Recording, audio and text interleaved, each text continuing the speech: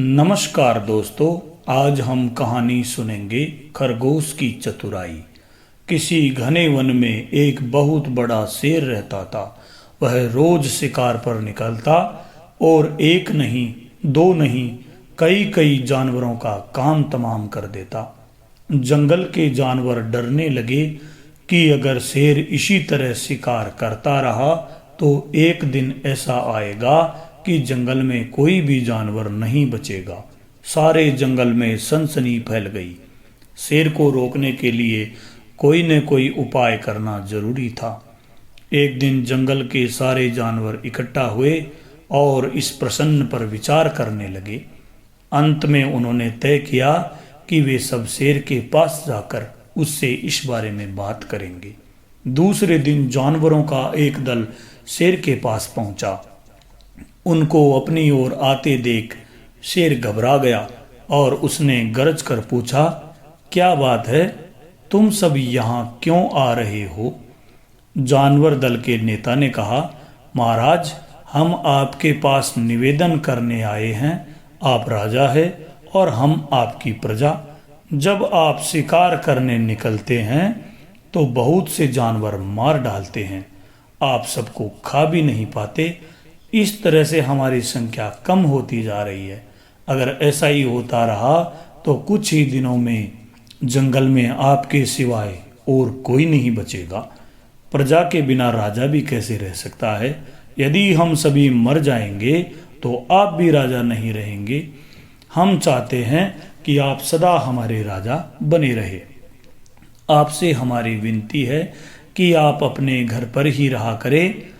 हर रोज हम स्वयं आपके खाने के लिए एक जानवर भेज दिया करेंगे। इस तरह से राजा और प्रजा दोनों ही चैन से रह सकेंगे। शेर को लगा कि जानवरों की बात में सच्चाई है। उसने पल भर सोचा, फिर बोला, अच्छी बात है, मैं तुम्हारे सुझाव को मान लेता हूँ, लेकिन याद रखना, अगर किसी भी दिन तुमने मेरे खाने के लिए पूरा भोजन नहीं भेजा तो मैं जितने चाहूँगा जानवर मार डालूंगा। जानवरों के पास तो और कोई चारा नहीं था, इसलिए उन्होंने शेर की शर्त मान ली और अपने अपने घर चले गए। उस दिन से हर रोज शेर के खाने के लिए एक जानवर भेजा जाने लगा।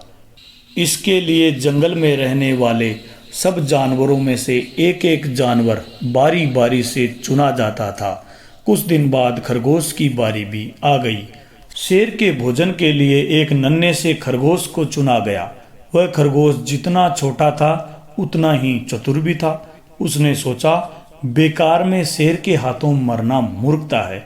अपनी जान बचाने का कोई न कोई उपाय अवश्य करना चाहिए और हो सके तो कोई ऐसी तरकीब ढूंढनी चाहिए जिससे सभी को इस मुसीबत से सदा के लिए छुटकारा मिल जाए। आखिर उसने एक तरकीब सोच ही निकाली। खरगोश धीरे धीरे आराम से शेर के घर की ओर चल पड़ा। जब वह शेर के पास पहुंचा तो बहुत देर हो चुकी थी। भूख के मारे शेर का बुरा हाल हो रहा था। जब उसने सिर्फ एक छोटे से खरगोश को अपनी ओर आते देखा तो गुस्से से बौखला उठा और गरज कर बोला, किसने तुम्हें भेजा है? एक तो पिद्दी जैसे हो, दूसरे इतनी देर से आ रहे हो। जिन बेवकूफ़ों ने तुम्हें भेजा है मैं उन सबको ठीक करूंगा। एक एक का काम तमाम ने किया तो मेरा नाम भी शेर नहीं। नन्हे खरगोश ने आदर से जमीन तक झुककर कहा, महाराज, अगर आप कृपा करके मेरी बात सुन ले तो मुझे या और जानवरों को दोष नहीं देंगे। वे तो जानते थे कि एक छोटा सा खरगोश आपके भोजन के लिए पूरा नहीं पड़ेगा, इसलिए उन्होंने 6 खरगोश भेजे थे। लेकिन रास्ते में हमें एक और शेर मिल गया। उसने 5 खरगोशों को मार कर खा लिया। यह सुनते ही शेर दहाड़ कर बोला, क्या कहा? दूसरा शेर? कौन है वह? तुमने उसे कहाँ देखा? महाराज, वह तो बहुत ही बड़ा शेर है, खरगोश ने कहा। वह जमीन के अंदर बनी एक बड़ी गुफा में से निकला था। वह तो मुझे भी मारने जा रहा था, पर मैंने उससे कहा, सरकार, आपको पता नहीं कि आपने क्या अंधेर कर दिया है। हम सब अपने महाराज के भोजन के लिए जा रहे थे, लेकिन आपने उनका सारा खाना खा लिया है। हमारे महाराज ऐसी बातें सहन नहीं करेंगे। वे जरूर ही यहाँ आकर आपको मार डालेंगे। इस पर उसने पूछा, कौन है तुम्हारा राजा? मैंने जवाब दिया, हमारा राजा जंगल का सबसे बड़ा शेर है। महाराज, मेरे ऐसा कहते ही वह गुस्से से लाल पीला होकर बोला, बेवकूफ, इस जंगल का राजा सिर्फ मैं हूँ। यहाँ सब जानवर मेरी प्रजा है। मैं उनके साथ जैसा चाहूँ वैसा कर सकता हूँ।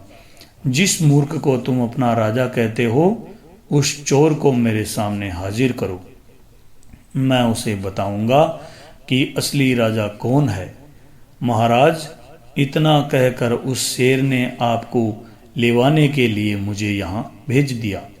खरगोश की बात सुनकर शेर को बड़ा गुस्सा आया और वह बार बार गरजने लगा। उसकी भयानक गरज से सारा जंगल दहलने लगा। मुझे फौरन उस मूर्ख का पता बताओ, शेर ने दहाड़ कर कहा।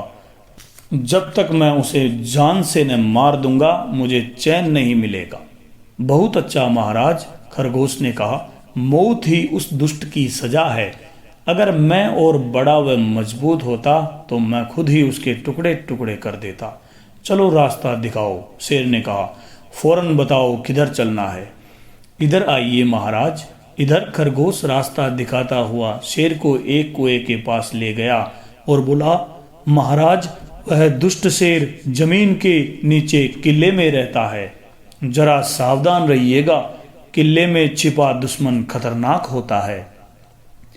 मैं उससे निपट लूंगा। शेर ने कहा, तुम ये बताओ कि वह है कहाँ? पहले जब मैंने उसे देखा था तब तो वह यहीं बाहर खड़ा था। लगता है आपको आता देखकर वह किले में घुस गया है। आइए मैं आपको दिखाता हूँ। खरगोश ने कुएं के नज़दीक आकर शेर से अंदर झांकने के लिए कहा।